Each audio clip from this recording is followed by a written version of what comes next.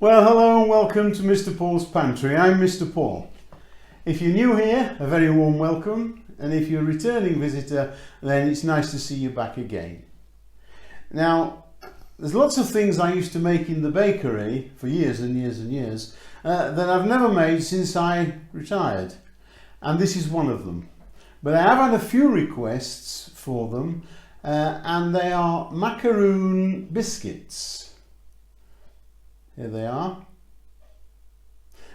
Macaroon biscuits. They're very simple, 4 ingredients, and I'll show you how to do it.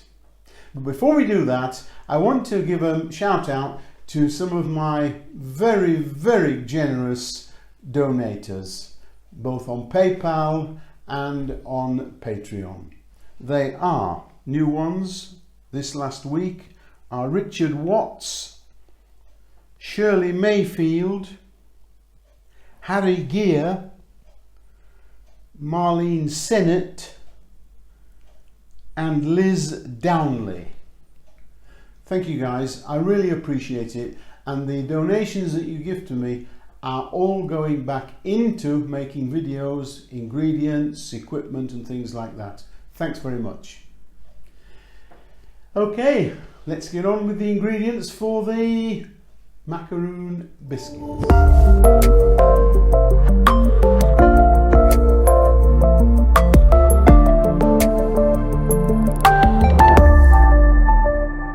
So here are the ingredients.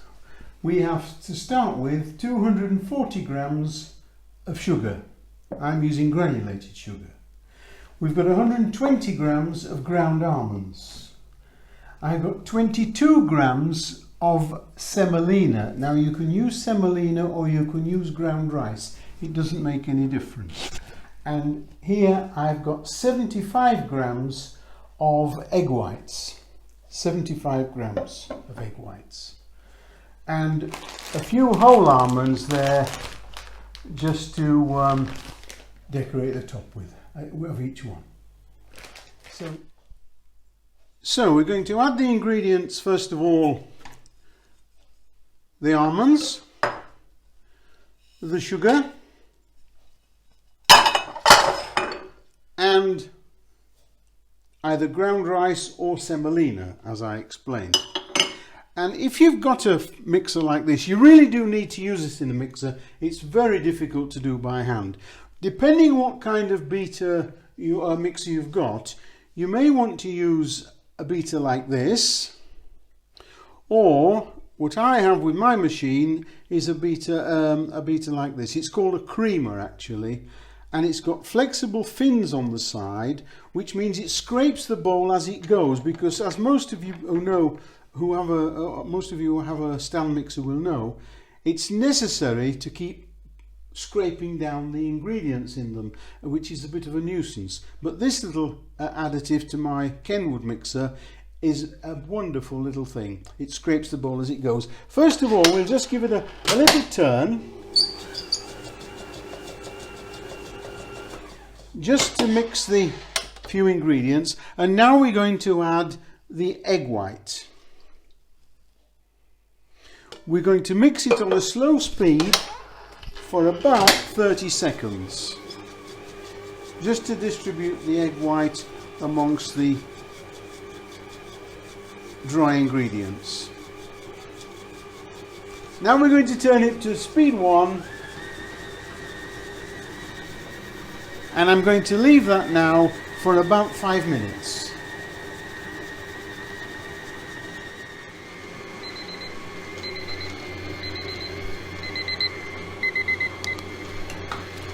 There we are, the 5 minutes is up now, and as you can see, it's nicely mixed, and that's the consistency you're looking for. It's just dropping off the spatula. There we are. We'll take this over to the bench now, and I'll fill the piping bag and I'll show you how we go from here. So here's the paste, just finished. I'm going to fill the piping bag. Now I have a piping bag here with a nozzle there which is about 15 millimeters. If you haven't anything like this, and I have done it myself many times in the bakery, I just use a large Ziploc bag, which are very heavy plastic, they're not flimsy, and cut the corner off and just fill that and use that. It doesn't make a lot of difference. We're not doing anything fancy, we're not doing any fancy icing with it, so it doesn't make a lot of difference. So we'll fill the piping bag.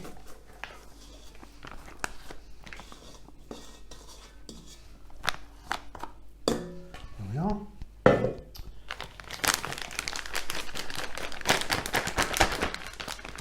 And squeeze it down.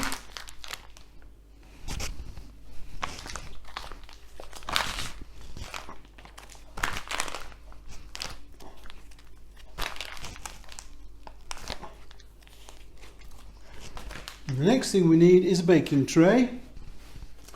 And the baking tray, what I've done here is, this is something you can do. I don't need to do it now because I've made that many of them, but I took a small pastry cutter, about 2 inches across, and I drew circles round, 6 of them, so that when I pipe them on, I get them all the same size. Right? But leave some room in between because they do spread slightly, alright? So what we're going to do now is we're going to pipe onto there.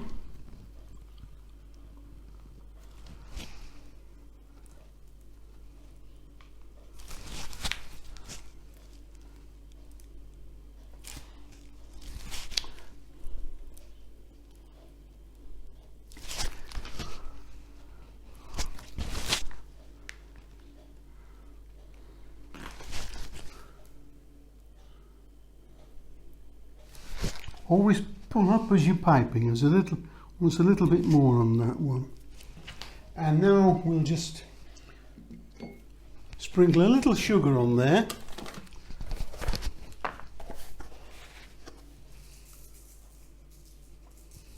This just gives a little extra crunch on the top.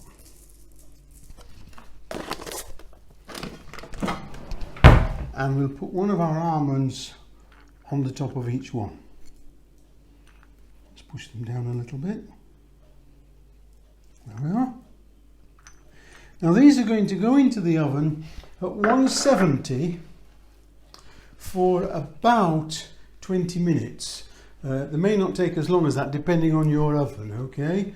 But when they're nicely turning golden, you don't need them a lot of colour on them, but when they're just turning golden, then that's a nice size. Okay, so we'll get these in the oven and I'll be back shortly. Here we are then, straight out of the oven, and they look absolutely delightful. Now, you can see those nicely. We need to leave them to cool on the tray. Now, one thing I didn't tell you before, which is very important, it's no good using greaseproof paper here. They'll stick like anything. This is silicone paper, so you either want to use silicone paper or a baking parchment. In the bakery we always used to use rice paper because it's edible and it didn't matter if they stuck on there at all. But this is the best thing to do now because when I had the bakery we didn't have things like silicone paper and baking parchment. It was greaseproof paper or nothing, or we had to use either sugar paper or rice paper. So these will now, don't touch them yet because they'll still be soft. They'll leave them there to cool, and then when they're cool enough, gently remove them from the parchment, put them on a wire rack, like this, and ready to go. They do look delightful. Well, that's about it for this time. I hope you've enjoyed the video. If you have, give it a thumbs up. Let me know you've enjoyed it. Leave any comments or suggestions. And if you want to see something particular, leave that underneath in the comments as well. I'll see what I can do. Well, this is Mr. Paul saying bye for now, and I'll see you next time. Bye.